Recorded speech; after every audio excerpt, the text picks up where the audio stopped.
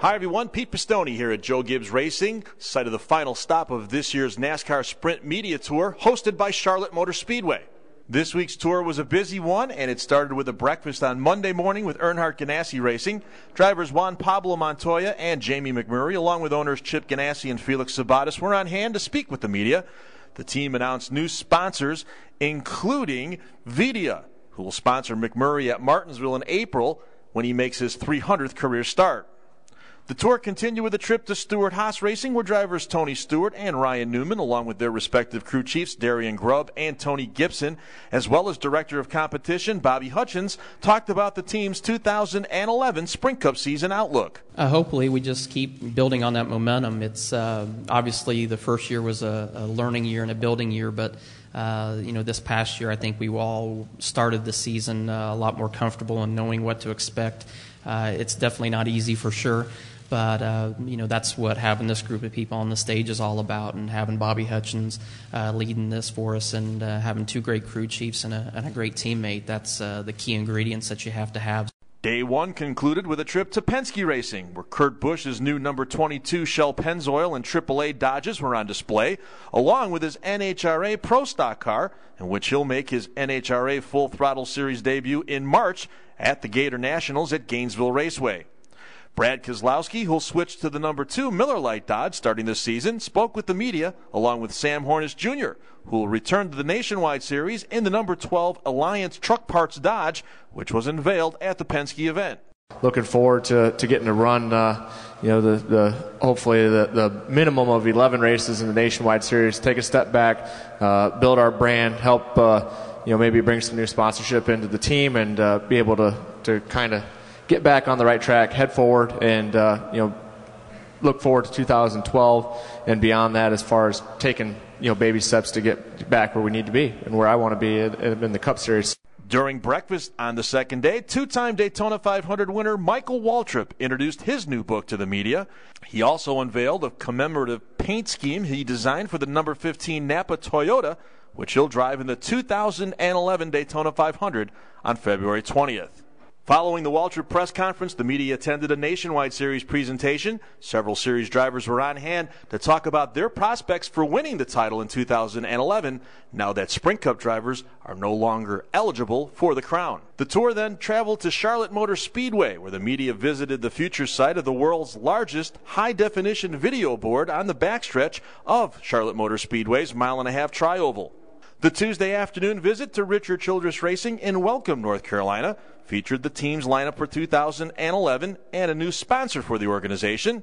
The team announced that sandwich chain Jimmy John's will serve as a primary sponsor for 6 races and an associate sponsor for the remainder of the season on the number 29 Chevrolet driven by Kevin Harvick. Team owner Richard Childress was on hand and talked about his prospects for bringing home the 2011 Sprint Cup title. This year is the year to kick Jimmy off that throne. We were close with Kevin last year, but this is a year to do it, and it's going to be RCR, I feel certain. Day 2 wrapped up with a dinner with Team Red Bull and drivers Brian Vickers and Casey Kane. The third day of the media tour began with a breakfast visit to the Charlotte, North Carolina area's new Furniture Row retail store and its NASCAR Sprint Cup Series race team. This marked the first time in the 29-year history of the tour that participants visited a retail store for a presentation. Regan Smith, 2008 Sprint Cup Rookie of the Year, will return again as the driver of the Furniture Row Racing number 78 Chevrolet.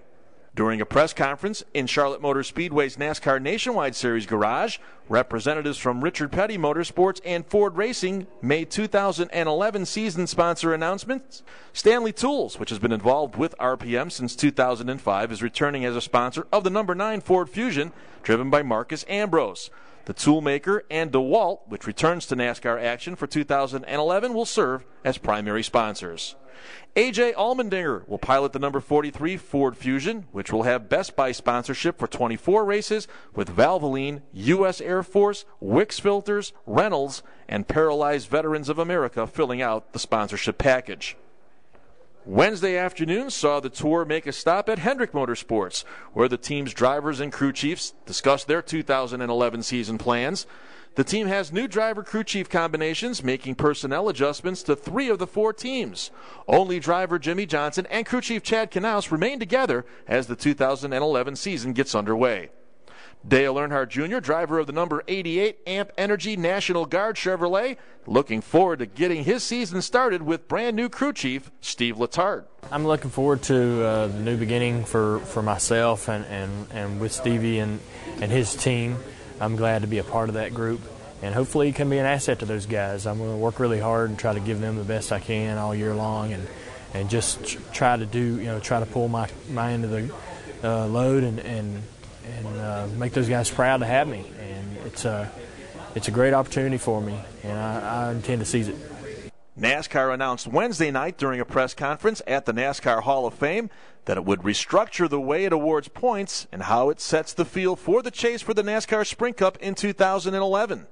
Brian France, NASCAR chairman and chief executive officer, explained the new championship point system. We're going to make the point system simpler and easier to understand. Beginning this year, we'll award points in all NASCAR series by 1-point increments. Race winners will continue to get extra points for the win, and then everyone else is separated by 1 point. So a driver who gets 43 points plus 3 bonus points for winning the race, and points and a point for leading a lap, for a total of 47 points for the win. So a driver can earn another point by leading the most laps, consistent with our past history. Second place, of course, gets 42 points, and third, 41, and so on, all the way down to last place, which gets 1 point.